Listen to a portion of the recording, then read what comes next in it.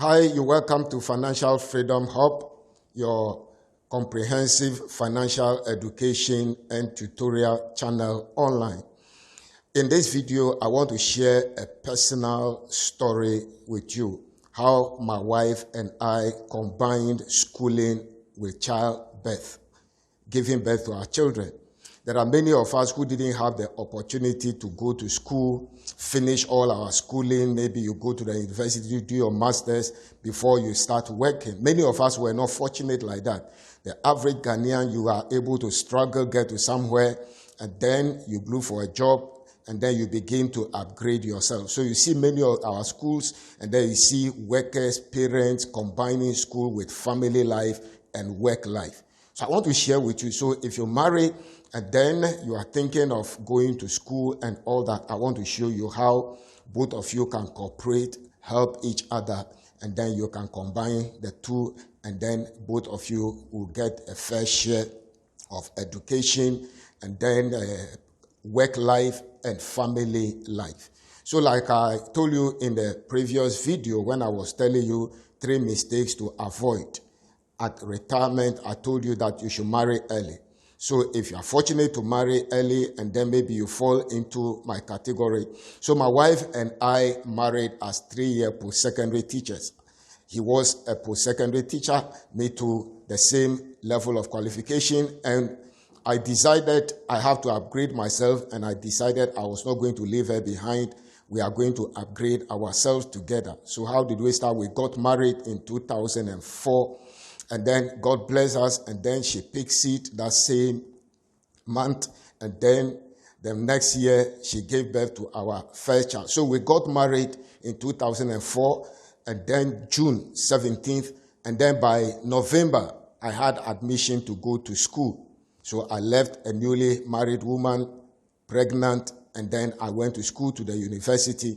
And so I went to the school, I did my first year, second year, and when I was going to the third year, level 300, then I decided she must also go to school and start. And so we had our first daughter, and then by then she was about 2 years old. And so I decided she also has to start. She applied, and then she got admission to the University of Education, Winneba.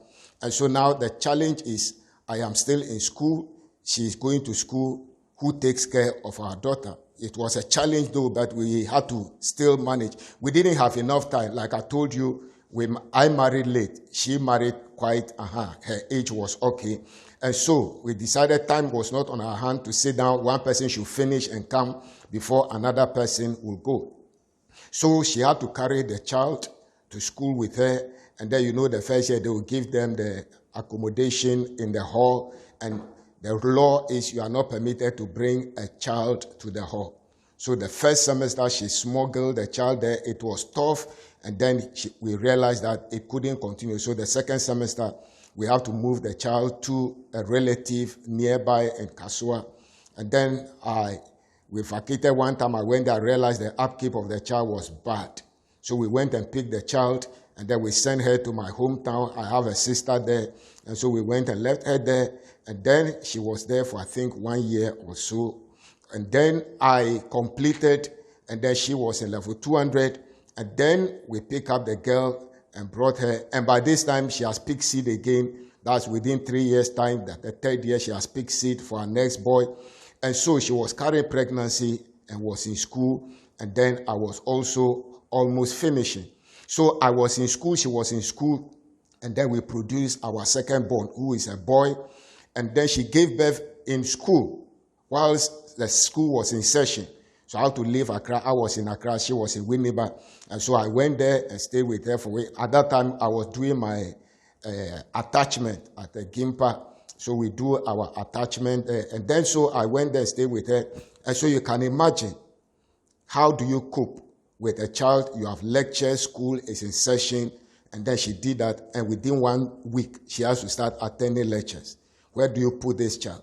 So you see, there are inconveniences, but in order for you to succeed in life, you must inconvenience yourself at a certain point and to a certain level. So we managed, and then she had somebody to be leaving the child with, go to school sometime. The child will be crying, they'll come and call her, she has to go and breastfeed, and so on. Then I finished and came home and continued my work. And then she also, at a point, came on vacation. The boy was 11 months old. The girl was now 3 years old plus 11 months. So there's 3 years between the firstborn and then the secondborn. So now she can't send the child to school. So I have to pick up the two of them, the girl who is 3 years, and so we have to send her to school. We started sending her to school before she even turned 2 years. Okay, so by the time I finished, I brought her, and then we sent her. She was just about a few years, that 3 years, let me say. And so we sent her to school, and then the boy too, she was not even walking at 11 months. She was just crawling, attempting to walk at that. And then she has to leave her with me, so I have to pick a house help to be helping because the boy couldn't do anything. And so that's how we did it. And then she finished and came back. And then the third one also came while she was doing her national service, or whatever you call it, the practicals, the outreach. And then we had our third born. And then I decided to go for my master's. So I went and did my master's for 2 years, my MPhil, and came back. And then I said she should also go. And then I took over. So you were running shift. You help, the right hand washes the left hand washes the right hand. So she went to school, and I took over the upkeep of the children again. And then she went and did her master's and also came. And then at a point, we decided PhD. I said, well, I am a pastor.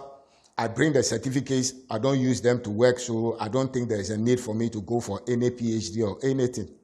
So I decided you are into academia. So I resigned from teaching long time, 2003. I taught for about 11 years. I was a professional teacher, like I told you.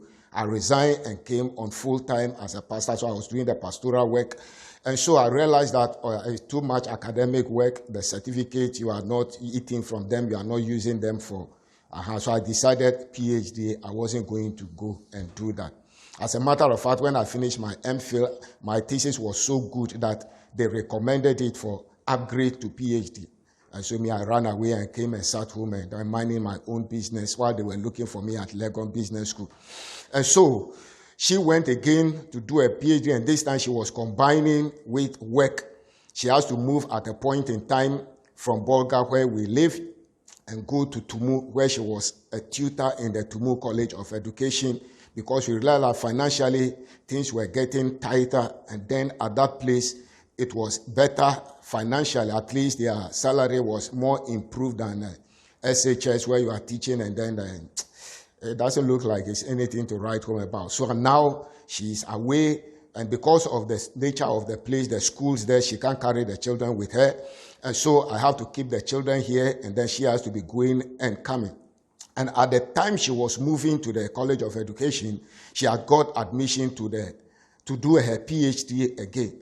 And so they told her, well, we have just taken you, and so we are only allowing you to go to school on condition that you will be going and be coming and be teaching. Imagine the distance between Tumu and then Cape Coast. So she has to go to school the first year for the coursework and come and teach, and go to school, come and teach, combining teaching with academic work for PhD. That was quite hectic. And so I also had to sacrifice. And as at the time I'm talking, the fourth born has also come. We got to the third and we thought we had finished. And so after 6 years, after the third born, this one smuggled herself into family. And so we are now 4. And so I have to take care of them because of the school. We have a good school here, the Desert Pastures International School, and then the standards are quite okay. And then the environment, and then the Christian environment. And so we didn't want to compromise that. And so she has to be in Tumu and be teaching there and be going to Cape Coast and be doing her PhD. By the grace of God, the PhD, she is almost done, and then she will be free now. And then I am also maybe now contemplating whether I should go and do something, some top-up again, and then use it to console myself that my brain is not redundant and my brain is not dull again. So that has been our story. So you can see that between marriage and then our schooling, we produce all our children. The firstborn was the only one who was born out of school. The secondborn, she gave birth in school. The thirdborn, she just came home after completing and doing her national service, and that one came. And then the fourthborn, she has to go to school and combine with work again. So it is possible. Don't postpone childbirth. I told you, marry early, produce your children quickly, and then by the time you are going on retirement, you are not paying school fees. So if your story looks like ours and you marry and you have to now go to school as husband and wife, combine it with work and family. Don't postpone childbirth and say you have to finish school before you come back. It is possible. If you have a cooperative partner and then you can support each other, I believe nothing will be impossible to you. I've shown you our story. I've shared our story with you. And so it is possible for you to marry, and then both of you, husband and wife, will be working, and then they will still be going to school. So know that it is possible. Combine it and then support one another. Develop your spouse, develop yourselves together. Don't leave one behind. The woman is not just a housekeeper. The economic world we are in today, we cannot leave our wives as housewives. They have to help. They have to work and help us. So develop your spouse, develop your wife. If the wife is ahead, take your husband along, develop them, encourage them to improve upon themselves so that we will become better assets to the family and to society. God bless you.